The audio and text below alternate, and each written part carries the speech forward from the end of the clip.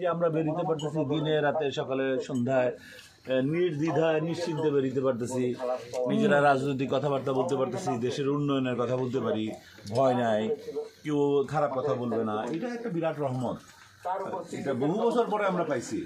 আমরা এটাকে জিয়ে রাখতে চাই। আর আপনারা যদি সবাই মানুষ দেখে ভালো মানুষকে ভোট দেন, তাহলে ইনশাল্লাহ দেশে শান্তি আর দেশে উন্নয়ন ফিরে আসবে, এটা শিওর। দেশের উন্নয়নের জন্য ভালো মানুষের প্রয়োজন, হ্যাঁ, সৎ মানুষের প্রয়োজন। ভালো হইলেই শুধু চলবে না, সৎ এবং যার কাজ করার আগ্রহ আছে, যে দেশবাসীকে ভালোবাসে, তার এলাকার জনগণকে ভালোবাসে, শুধু তারাই আসলে উন্নয়ন করতে পারে। আর যে টাকাকে ভালোবাসে, তার ঘর ভর্তি টাকা থাকবে আর মনের মধ্যে থাকবে সারাক্ষণ অশান্তি।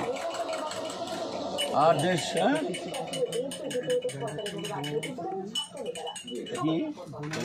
স্টার্ট করে রেখে এসছি তো, আমার ভাই আছে গাড়িতে, আমার ইঞ্জিনিয়ার ভাই বসা আছে, তা বললাম হ্যাঁ ঠিক আছে, হ্যাঁ থ্যাংক ইউ। তা আমরা আসলে দেশের উন্নয়ন চাই, মানুষের উন্নয়ন চাই, শান্তি চাই আর সমৃদ্ধি চাই।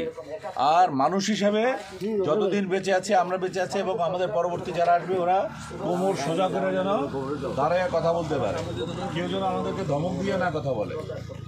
পাশে আশেপাশে গেলে কি একটা বড় দেশ আছে, ওই দেশের লোকজন বা যারা সরকার আছে তারা ধমক দিয়ে কথা কয়, ওরা বুঝে নাই যে আমরা কি, ওরা ভুল করতেছে। এতকাল নতজানু সরকার ছিল, ওইটা আমাদের মনের মধ্যে ঢুকাই দিয়ে গেছে, কিন্তু ওইটা কাজ হবে না, ওগুলি কোনো কাজ হবে না। আমরা সোজা হয়ে যখন দাঁড়াবো, ওরাই তখন আমাদের কাছে নত হয়ে যাবে, কারণ আমরা ওদের কাছে ধরা নাই। এটা কিন্তু মনে রাখতে হবে, আমাদের ভুল শিখাইছে, আমরা কোনোদিনই ওদের কাছে ধরা নাই, ওরা আমাদের কাছে ধরা আছে। ওদের 7 সিস্টার একেবারে পুরাটাই আমাদের কাছে ধরা। এবং একসময় যখন বঙ্গভঙ্গ হয়েছিল, তখন ওই 7 সিস্টার আমাদের আন্ডারেই ছিল। যখন 1946-এ আসল বিভাজন হয়, তখন ওইটা আমাদেরই ছিল।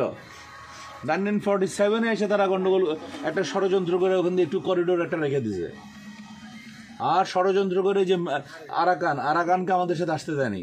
আরাকানের তো 70%ই মুসলমান, ওরা তো আসার জন্য বারবার চাইছে। এখন না আমরা বুঝতেছি যে কি ভুল না আমাদের হয়েছে, এখন যুদ্ধ করে হলেও আরাকান আমাদের নিতে হবে। বাংলাদেশের 4 ভাগের 1 ভাগ। হ্যাঁ, না ওই জায়গাটা হলো কি, মানুষ তো নাই, 70 ভাগ মুসলমান ছিল, তার মধ্যে যে 35-32 লক্ষ তো তারাই দিছে, 15 লক্ষ তো বাংলাদেশে, 5 লক্ষ সৌদি আরবেতে, 5 লক্ষ হলো মালয়েশিয়াতে, আর 5 লক্ষ 7 লক্ষ নানান দেশে ছড়াই ছিটাই রয়েছে। এখন হয়ে গেছে মুসলিম মাইনরিটি 22% মুসলিম, আর ওখানে বৌদ্ধ